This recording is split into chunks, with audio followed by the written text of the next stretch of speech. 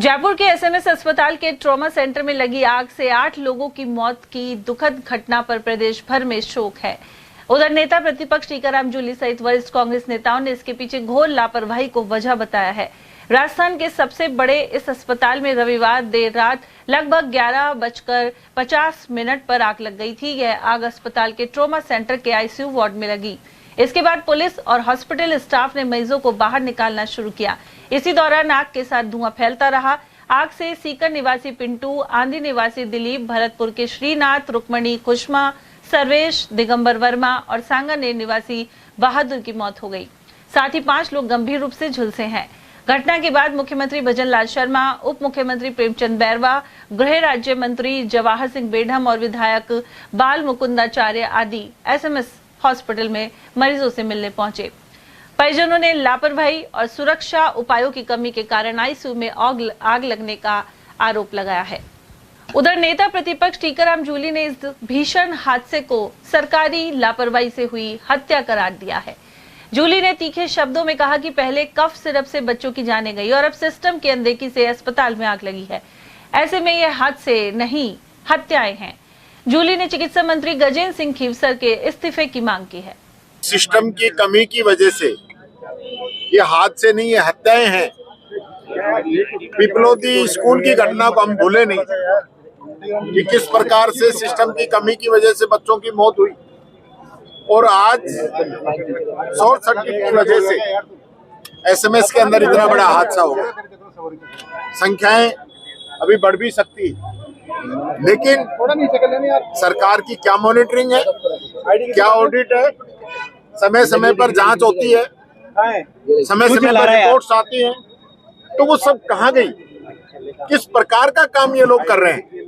सरकार का काम यही तो है ना कि वो पूरी मॉनिटरिंग करे, हर चीज का ध्यान रखे। हम सरकार के भरोसे सब कुछ छोड़ रखा है, और सरकार जो है वो मैं समझता हूँ राम भरोसे चल रही है। उड़न खटोला सरकार हुई पड़ी। अभी भी मैं देख रहा था कि मुख्यमंत्री जी ने दिल्ली का दौरा कैंसिल करके एसएमएस के अंदर आए, अच्छी बात है, लेकिन आज भी दिल्ली का दौरा कैंसिल किया। ये दिल्ली के दौरे कितने चलेंगे? दिल्ली के दौरे की बजाय अगर एसएमएस के दौरे हो, स्कूलों के दौरे हो, जो सरकारी योजनाएं चल रही उनकी मॉनिटरिंग हो, तो मैं समझता हूँ ये राजस्थान अच्छे से चल पाएगा। अगर ये लोग काम नहीं कर पा रहे हैं तो इन लोगों को इस्तीफा दे देना चाहिए। तो मैं चाहूंगा चिकित्सा मंत्री जी को तो तुरंत प्रभाव से अपना इस्तीफा दे देना चाहिए कि वो डिपार्टमेंट को संभाल नहीं पा रहे हैं। लगातार जो है पिछले 1 सप्ताह से आप लोग देख रहे हो, कफ सिरप से मौतें हो रही है, बच्चे मर रहे हैं। डिपार्टमेंट मना कर रहा है कफ सिरप से मौत नहीं हो रही। एक डॉक्टर ने कहा कि कफ सिरप से नहीं हो रही, मैं पी के दिखाता हूँ। उसने जैसे कफ सिरप ली 8 घंटे में होश आया उसको। ये हालत राजस्थान के अंदर हो रही है। कोई मॉनिटरिंग नहीं है, कोई सिस्टम नहीं है।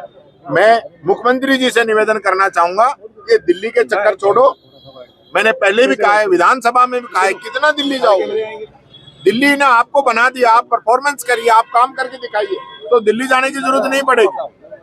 आज लगातार हादसे पे हादसे होते जा रहे हैं। यहाँ पर मृतक अब धरने पर बैठे हुए हैं, मुआवजे की भी मांग कर रहे हैं। मृतकों के परिजन जो है, मुआवजा मिलना चाहिए, मुआवजा मिलना चाहिए। सरकार जो चिकित्सा मंत्री जी है उनका इस्तीफा होना चाहिए।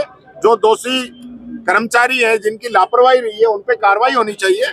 जिन कर्मचारियों ने इसकी ऑडिट भी की होगी, मेंटेनेंस भी होती है, सारे जो इसके मानक हैं वो भी चेक करते होंगे। इसका मतलब ये थोड़ी है कि शॉर्ट सर्किट 1 मिनट में हो गया होगा। कहीं ना कहीं कोई कमी रही होगी, केबल कमजोर है, लोड ज्यादा है, घटिया क्वालिटी के स्विच लगे हैं, कुछ ना कुछ तो मिलेगा।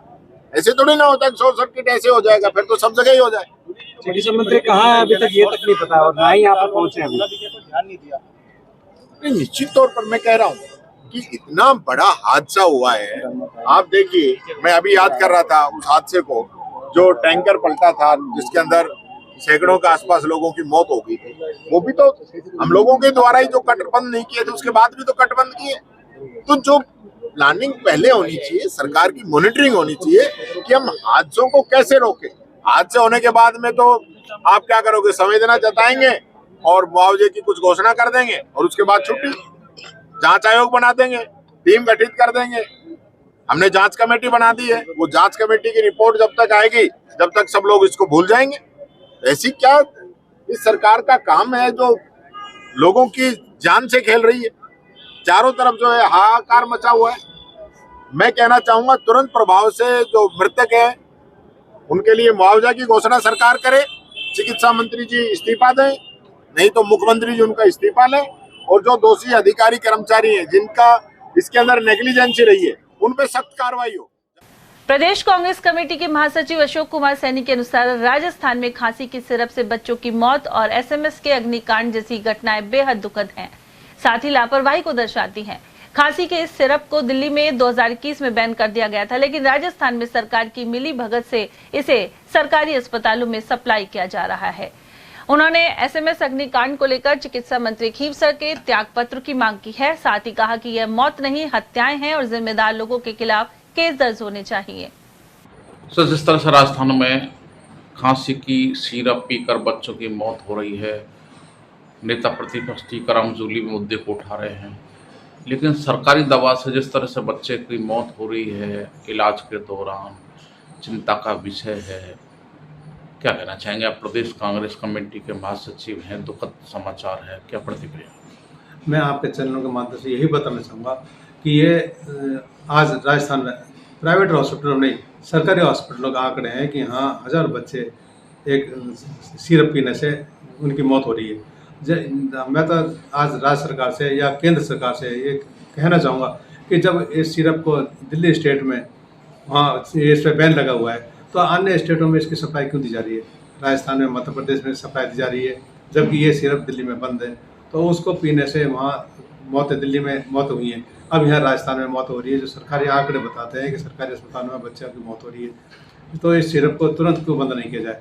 हमारे आदरणीय नेता प्रतिपक्ष टीकाराम जूली जी ने विधानसभा में भी एक क्वेश्चन उठाया है कि इसको सिरप को बंद किया जाए और दोषियों के खिलाफ मुकदमा दर्ज किया जाए।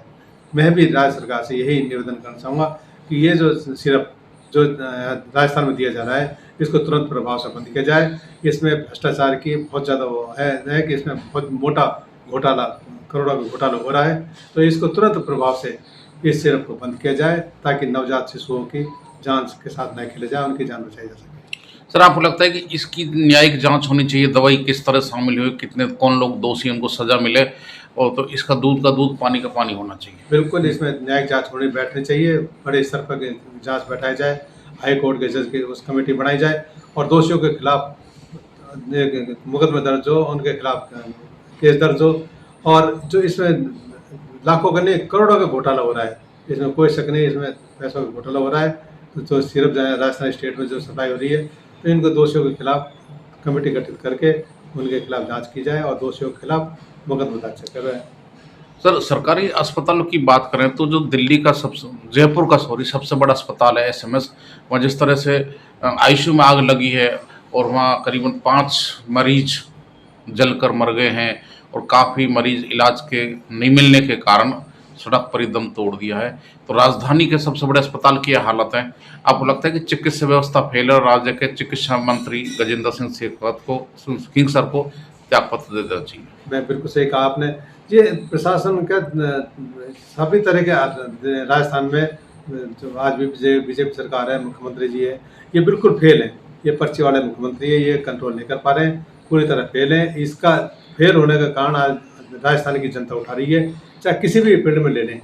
आज ये मेडिकल में आज हमारे बच्चों के साथ, नवजात शिशुओं बच्चों के साथ खिलवाड़ हो रहा है। एक तरह सिरप पीने हो रहा है, एक इनकी डॉक्टरों की लापरवाही से हॉस्पिटल में आग लग रही है।